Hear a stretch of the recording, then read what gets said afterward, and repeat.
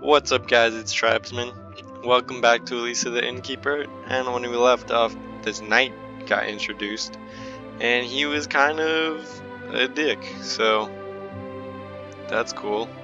And then Lisa's trying to woo him because he shows absolutely no interest in her. So let's get started, I guess. Why is she so helpful now? The kind manners of the innkeeper had completely caught the attention of the knight. Give the sheets to my servant, or put them over there. There's no need to bother with this. Oh, but it's not a problem at all for me to serve such a high-ranking knight. I would be honored if you let me make the bed, your excellency. There's no need for you to do this, really. I'm serious. I beg you. I would really love to. Oh my gosh. So she wishes to flatter me. Women, they're all the same.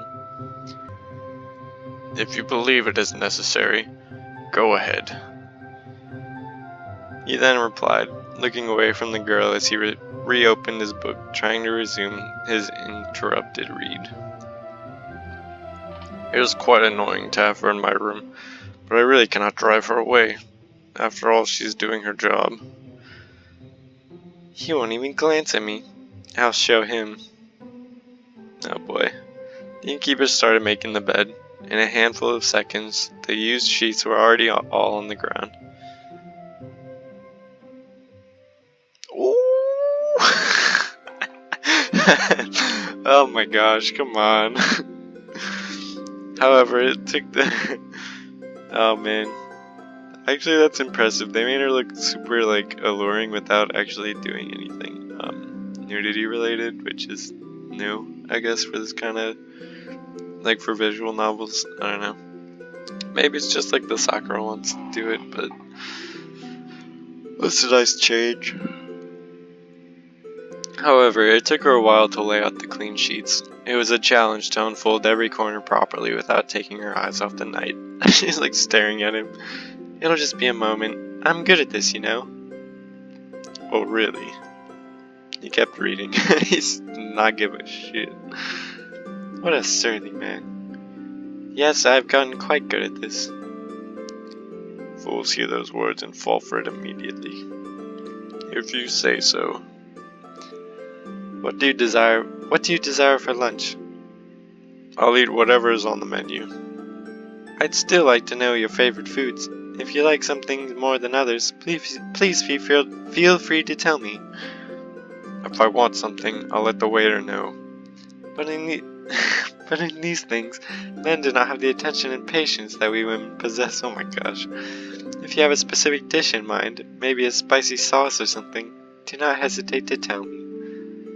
Hearing those words, the knight let out a small laugh. I appreciate it. However, you won't be able to charm me like you did the prince and merchant. Are you talking about those two insolent men? They come to this inn and they expect to be able to just seduce the innkeeper. We have other things to focus on, rather than indulge their fantasies. We're here for our own interest. If we ever say something good to them, it is to keep them here as long as possible.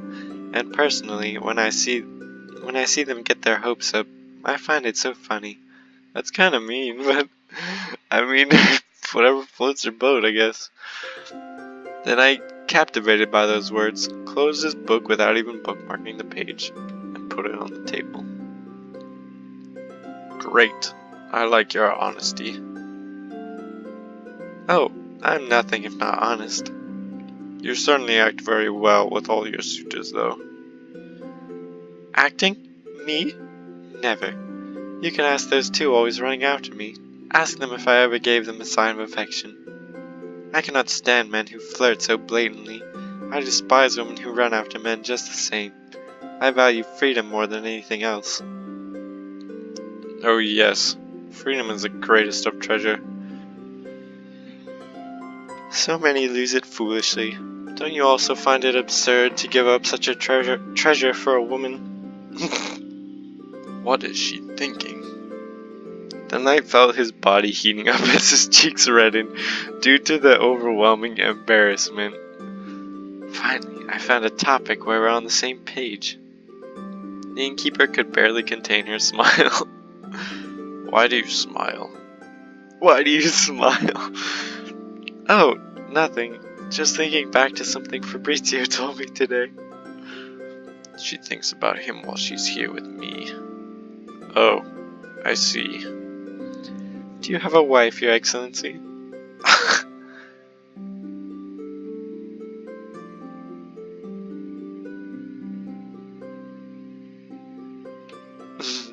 No, I have no wife. Amazing. Keep it that way. What? Oh gosh. Do you like the way I'm making a bed? This is getting like a little uncomfortable. Regardless, I have to admit that I never heard a girl talk this way. What? Yes, sure.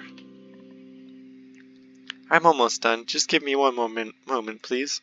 It's taking her forever.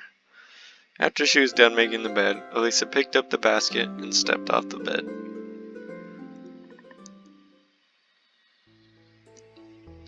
I'll be going now, with your permission, Your Excellency. Holding the basket, she walked toward the door, looking like she meant to leave. You're leaving already? I wouldn't want to disturb you. Oh, she's good. No, it's fine. I like having you here. You entertain me. See? I do the same as with others.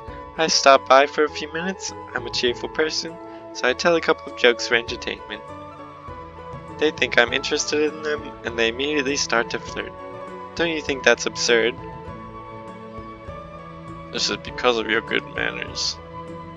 He replied, turning the other way, trying to hide his embarrassment. He's really red. The innkeeper didn't fail to notice the knight's reaction, and she knew she'd accomplished her goal. You are too kind, Your Excellency. So they end up falling in love. Falling for a woman at first sight? How foolish. I can't understand it either. A real man should be exactly like you are, Sir Knight. Give me your hand. Oh, he's gonna blush again. The knight was dumbfounded by that request. What? He'd rather have been in battle than having to face such an awkward situation. With growing insecurity, he was almost paralyzed. Why do you want my hand? Please don't be afraid. See, I'm clean. I'm clean. Despite the confusion, the young man still complied with Elisa's unexpected request. Here. This is the first time I have had the honor to shake the hand of a man who's truly a man. Ooh.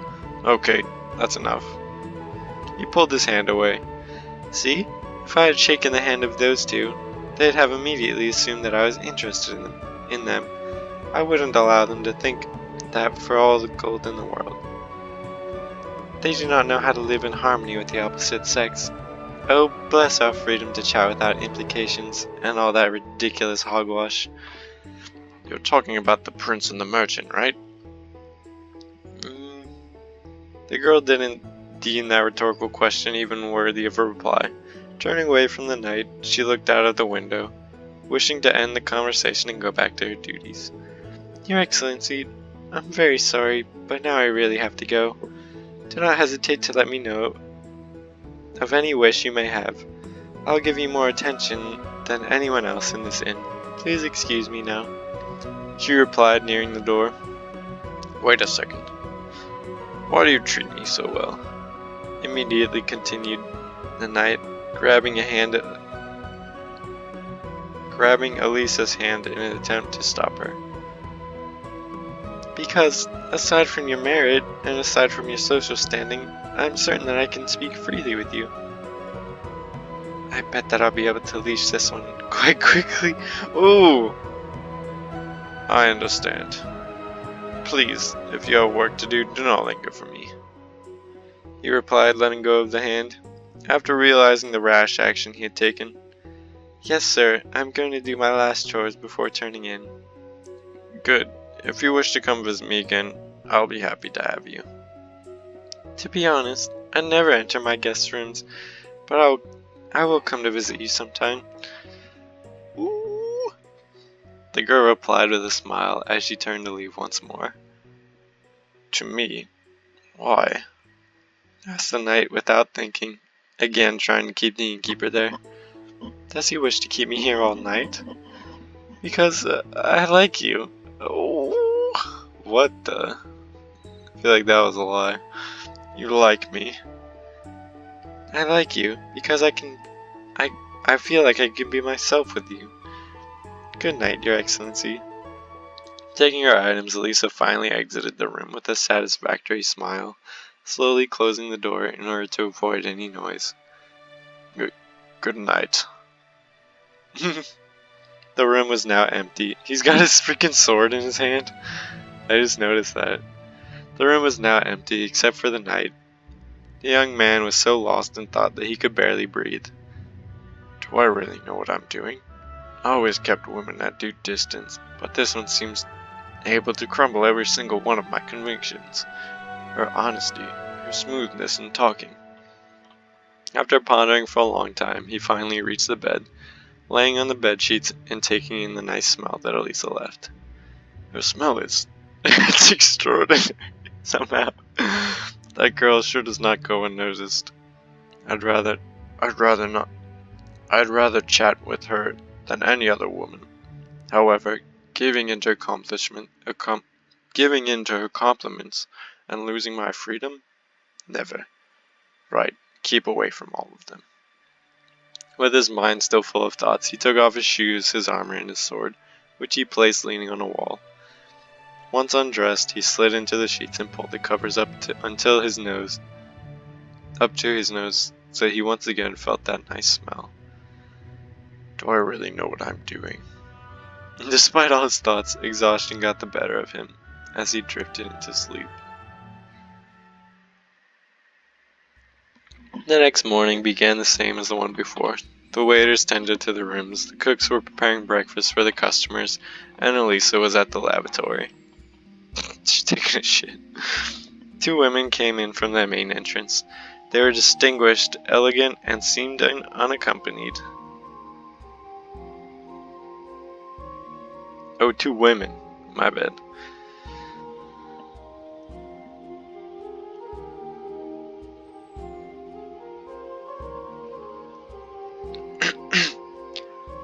Welcome, madams. How can I be of service?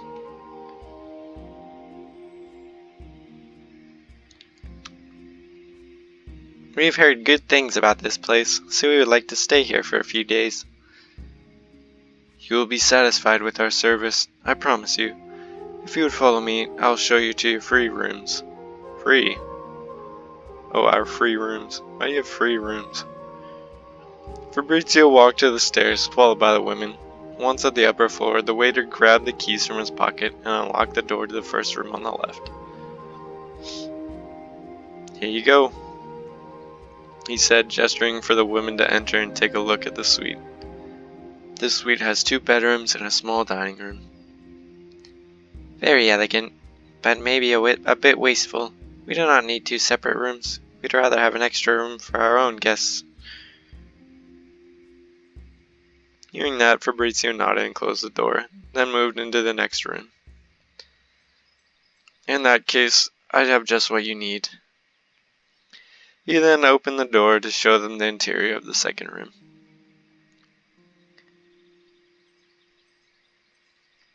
Madams, take a look at this other room. There is a bed, a dining room, and a small lounge for guests. If sleeping in a double bed is not a problem for you, then you can take this room right away. Perfect. This is just what we were looking for. Are you the owner of this inn, or are you just a waiter? Just a waiter. So these two sleep together? Waiter, at your service, madame. They are very professional at this inn. Waiter? My ears are all yours. Ask the owner to come. I'd like to discuss the payment. She will be here soon. I'll call her now. Who the heck are these two lonely women? At first glance, they look like nobility, he thought while going to the lavatory.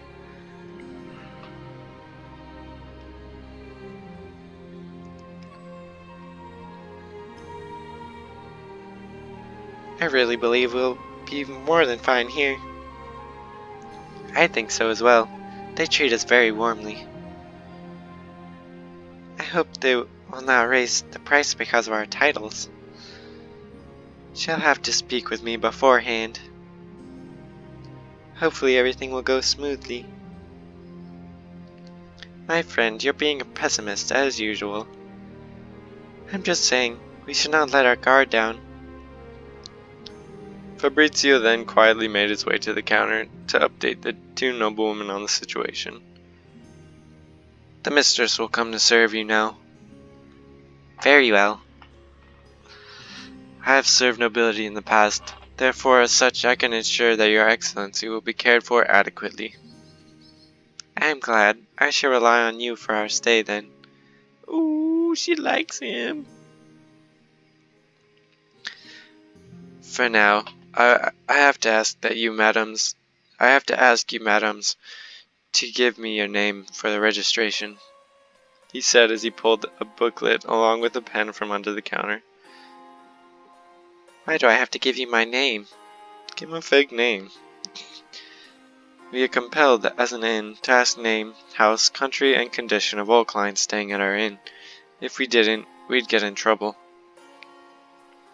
Not expecting such a request, the girls looked quite worried. After a few seconds of hesitating, one of them stepped forward with a solution to the problem. I suppose some people give an alias, right? Oh, about that. We just write down the name we are told, and we do not look any further into it.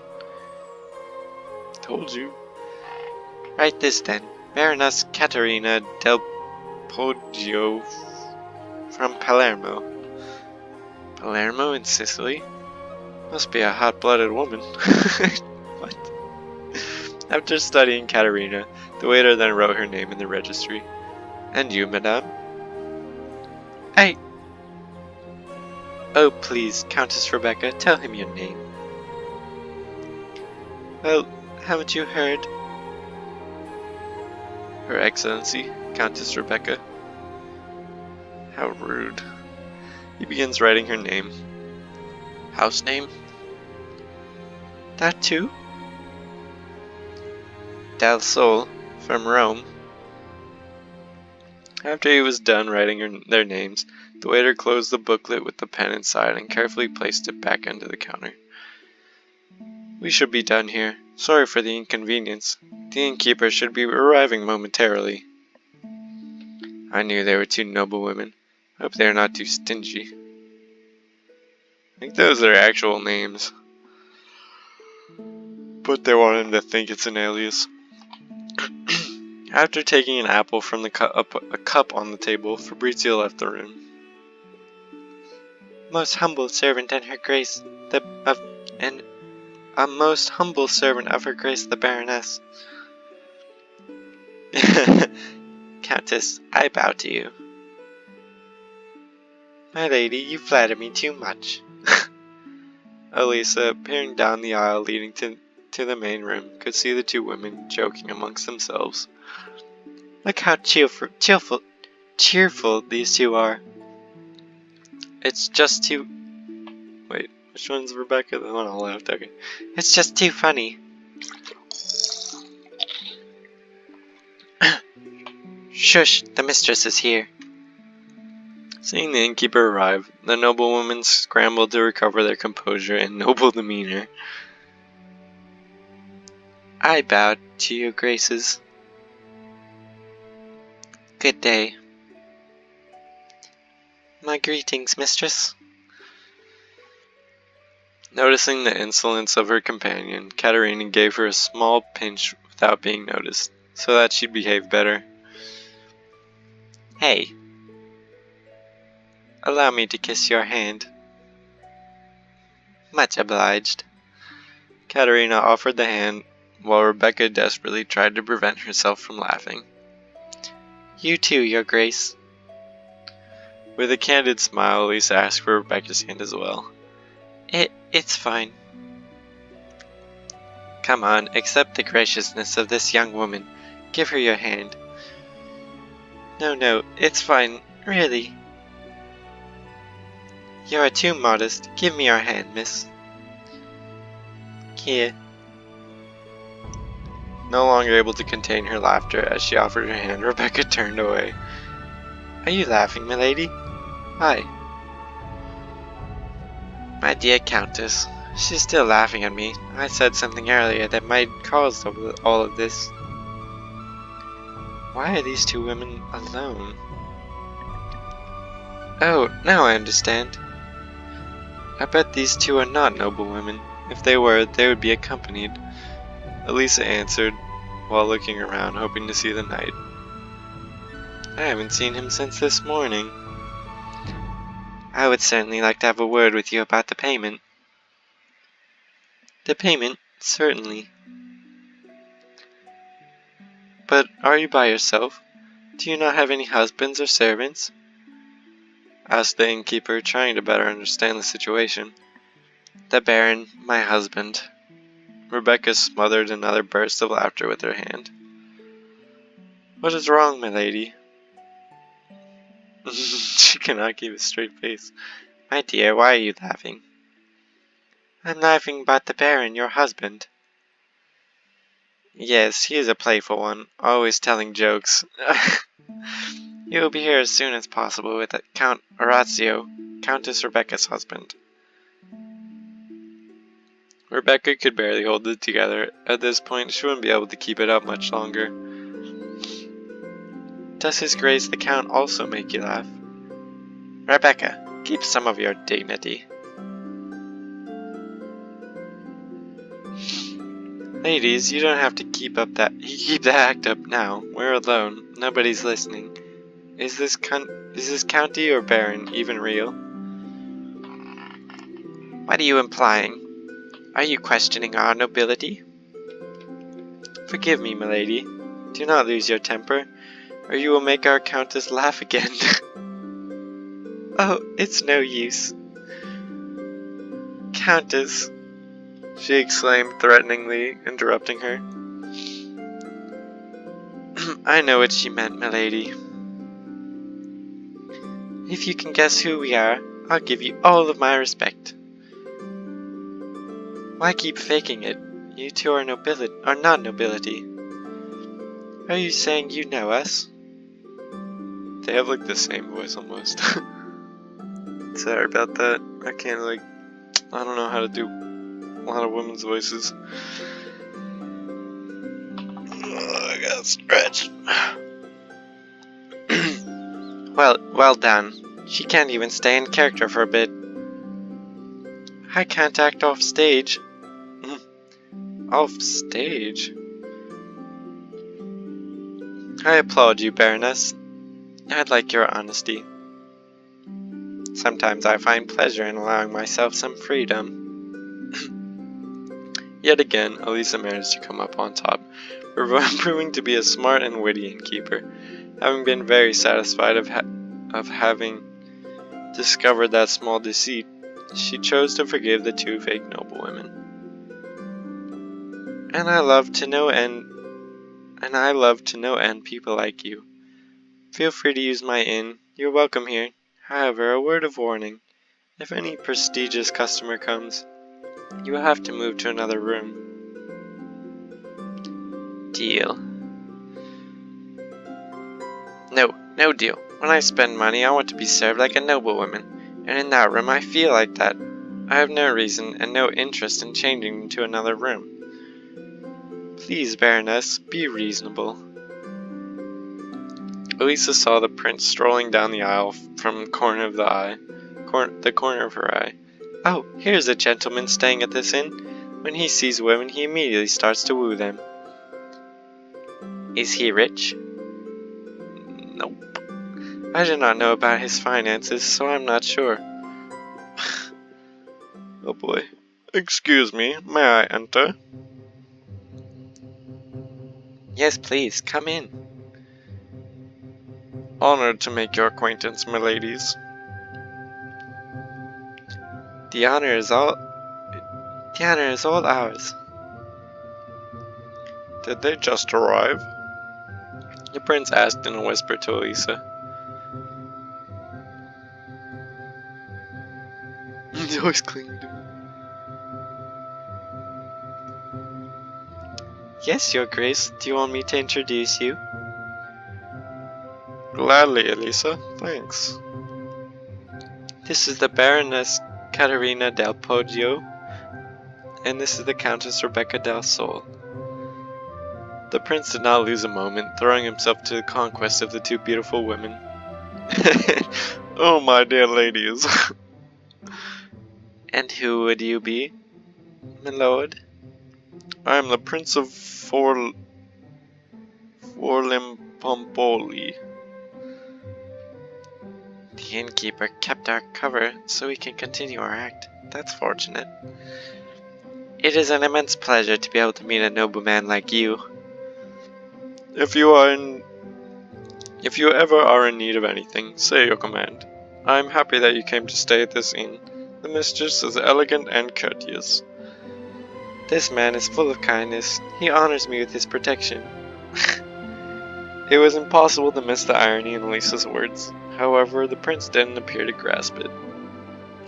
Yes, certainly. I protect her, and I protect all those who stay at this inn. If I am ever in need, I will be counting on your help, my dear prince. That goes for you as well, Countess. I'd be deeply honored to have a good prince like you as my protector. Ooh. Rebecca seems really awkward. You should say that. She whispered, oh, okay. She whispered to Katerina. The title of Countess is embarrassing for her. The prince pulled out a silk scarf. He looked like he wanted to wipe his forehead with silk.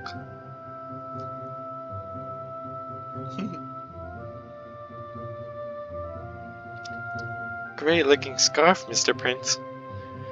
Ah, what do you think? You like it? I have good taste.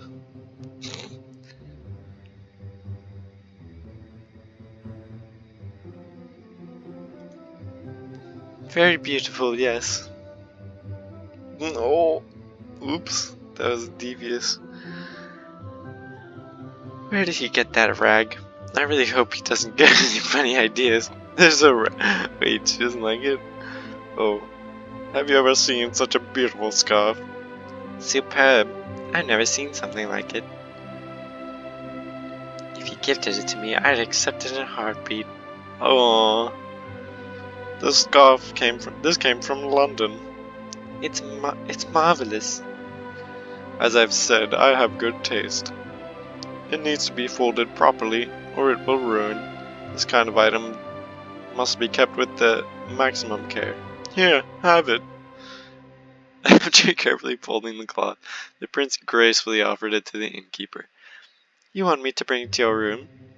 No, put it in yours. Ooh, because it's a gift for you. Oops.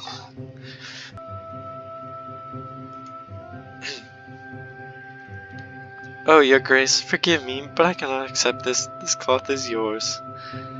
I repeat, I am gifting it to you. But I don't want it. Oh, do not anger me, replied the prince, furious. He did not expect that reaction. Who knows what miraculous scheme he had thought up in order to earn the money he needed to buy an object of such great value. Well, about this, immediately replied the mistress, saving everyone from impending disaster. The prince knows this well. I do not mean to disrespect anyone. To keep everyone happy, I will accept this gift. She had often used this sentence to save herself in the past.